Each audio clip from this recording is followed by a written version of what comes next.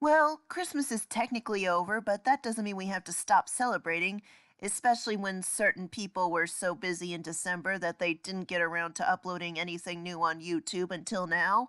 Shut up. Anyway, we all love our Rudolphs, our Frosties, our Grinches, etc., but there are plenty of other amazing Christmas specials that aren't as well known as the classics, even though they deserve to be. A few weeks ago, Ms. Mojo did a list of top 10 underrated Christmas specials. Yes, Watch Mojo is a guilty pleasure for me. Shut up. And I thought it would be fun to make my own personal list. Yes, accuse me of shamelessly ripping them off all you want. I think it'll be fun. And yes, there will be a new Animation Wars episode soon, so don't worry about that. Without further ado, let's get started. Few disclaimers before we get started. First off, this list is about TV specials, no movies, since underrated Christmas movies is a list for another time and possibly another year. Also, I of course haven't seen every Christmas special ever, so if a special you like isn't on the list, there's a good chance that I might not have seen it. And yes, required disclaimer about opinions because people on the internet can't be trusted to get this on their own. This is my personal list and nobody else's. If you disagree, that's fine. Alright, let's get going. Number 10, The Life and Adventures of Santa Claus. You probably know about Santa Claus is Coming to Town, Rankin Bass's Santa Claus origin story, but did you know that they actually made a second Santa origin story? Yeah, this one's based on a book by L. Frank Baum, the Wizard of Oz guy, and it adds a high fantasy element to Santa's story. It has a more sophisticated feel than most of the other Rankin Bass Christmas specials, and in fact carries an atmosphere similar to their movies like The Hobbit and The Last Unicorn. I love the world building, the design of the immortals, it's just all so gorgeous. Also, like in Santa Claus is Coming to Town, Santa here is portrayed as a genuinely nice person. He just wants to bring joy to children, kind of like Mr. Rogers. Number 9 is Disney's Christmas Fantasy on Ice. This special only aired for a couple of years, so probably not a lot of people remember it, but I do. There's a very loose storyline that, to be honest, is pretty stupid, but this special is about the skating, not the story. And let me tell you, the skating is amazing. Disney rounded up some of the biggest names in figure skating at the time and put them in some really creative routines to both Disney music and Christmas music. They range from the funny to the downright chilling. When I was a kid, I was really into Disney and I really enjoyed figure skating, so this special was like heaven. I really wish they would bring the special back from the dead or at least give it a DVD release. Number 8 is the Prep and Landing specials. For some reason, I really like movies and TV specials that have really good elf world building. They make it seem really exciting to work with Santa, and this is one such special. This is such an exciting elf world, and as a bonus, it shows the elves having a life outside of Santa's workshop. The elf characters are super appealing. I love the dynamic between the enthusiastic Lanny and the more cynical Wayne, and the stories, though simple, still manage to be enchanting. Also, the animation is just beautiful. It looks like it would be so much fun to live at this North Pole. I think Disney might have been planning a whole series of these specials, but they faded away after the second one, and a short. Although they still air, they still deserve a whole lot more attention. Number 7 is Jack Frost. No, not that Jack Frost, though I wouldn't be surprised if DreamWorks took some inspiration from this special. Like DreamWorks' Jack Frost, this Jack Frost is both really playful and really lonely. When he falls in love with a human woman, he tries to become human himself in order to win her heart and live a regular life, but things don't always go as planned. This is a fairly sophisticated special that deals with some pretty tough issues, and it actually has a bittersweet ending. I also love the imaginary gift exchange scene. There's something really poignant about these townspeople who are too poor to buy gifts being so happy with imaginary ones. Plus, if you watch carefully, you can see from their hand movements just what they're imagining that they're getting. That's some clever animation. Oh, and Kubla Krause's song is one of the catchiest songs in the Rankin Bass library.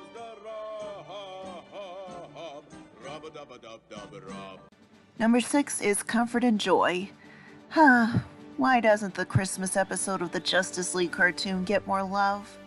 It totally deserves to be ranked up there with the likes of the SpongeBob Christmas special and beyond. Instead of a saving the world plot, this special focuses on 3 simpler storylines. We've got the Flash and the Ultra Humanite teaming up to get the kids at an orphanage an awesome Christmas present, Hawkgirl and Green Lantern learning how to appreciate each other's cultures, and the Martian Manhunter spending Christmas with the Kents. There are a lot of little nice touches in this special, such as the implication that Superman still believes in Santa Claus, and that look on Hawkgirl's face when Green Lantern makes a snow angel. Priceless.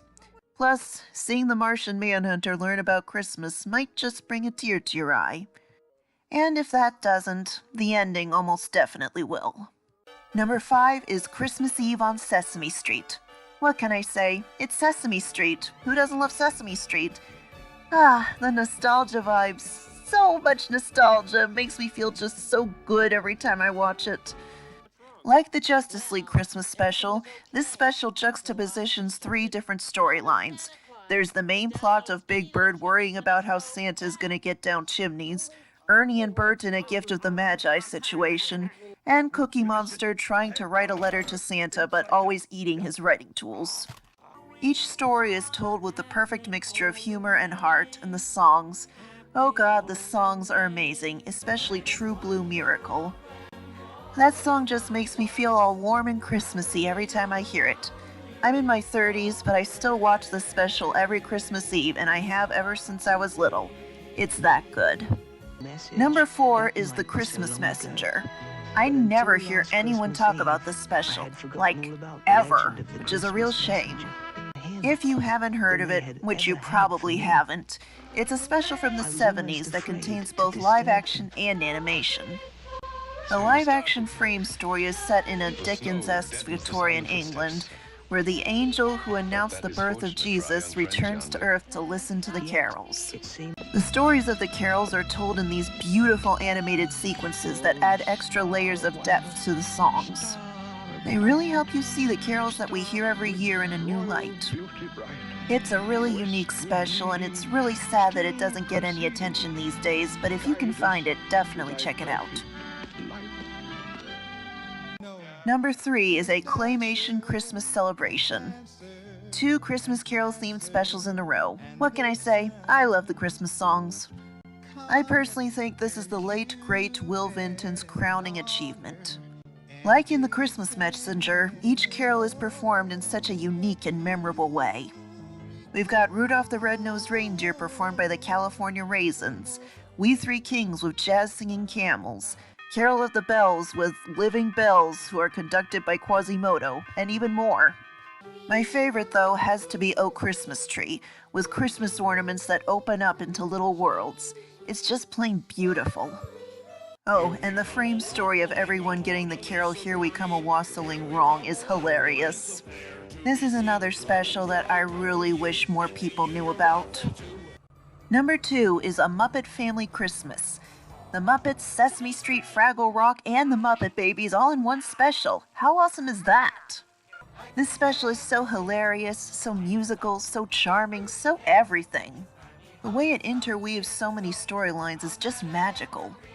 The Swedish chef wanting to cook Big Bird for Christmas dinner, the Sesame Street cast performing the night before Christmas, Fozzie's snowman randomly coming to life and becoming his comedy partner, Kermit worried about Miss Piggy being lost in a snowstorm, and more, all told with great humor and great heart. That ending scene where everyone sings a medley of Christmas songs together never fails to warm my heart. It has to be one of the top 10 best scenes in any Christmas special ever. And the Jim Henson cameo. God, it's so sad when you realize that he died just a few years after the special was made. But thank you, Jim, for all that you gave us. And number 1 is A Garfield Christmas. It's never Christmas until I've seen A Garfield Christmas, plain and simple. This special was such a huge part of my childhood, and to this day it never fails to bring a smile to my face. The story of Garfield, John, and Odie spending Christmas with John's family is simple, but the simplicity works in its favor. John has such a fun family, especially his awesome grandma, and there are just too many memorable moments to count. While the special mostly goes for laughs, there is a moment of genuine sentiment when Grandma remembers her dead husband. And Odie working so hard to make Garfield a Christmas present. Aw, too cute. Not gonna lie, nostalgia plays a big part here, but I don't care. This special is amazing, and it will forever be my #1 Christmas special. Well, hope you guys had a Merry Christmas, and I hope you have a Merry Christmas next year. Bye-bye.